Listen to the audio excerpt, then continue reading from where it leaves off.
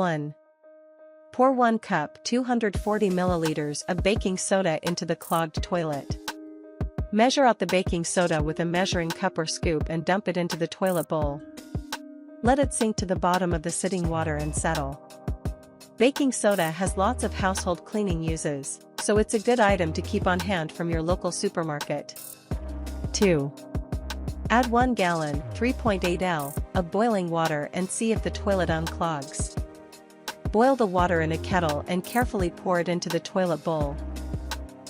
Don't do this if the water level is already high in the toilet bowl. The heat and pressure of the water can help unclog the toilet faster. If you hear a suction sound and see the water draining out, then gravity and the hot water were enough to unclog the toilet. Give it a flush to see if it works as it should.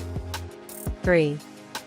Pour 2 cups 470 milliliters of white vinegar into the toilet if it is still clogged. Pour very carefully, and pay close attention to the reaction between the vinegar and baking soda so that it doesn't fizz over the toilet bowl. Stop pouring and wait for the fizzing to subside if it gets too high, then continue pouring until all the vinegar is in the toilet bowl.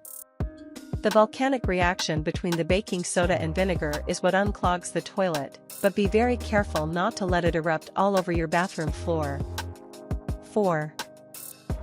Let the mixture sit for at least 2 hours, or overnight until the water drains. Check on the toilet after 2 hours have passed, and try flushing it if the sitting water has drained. If it looks like it is still clogged, let the mixture sit overnight before you flush it. Repeat this process if the toilet does not unclog the first time.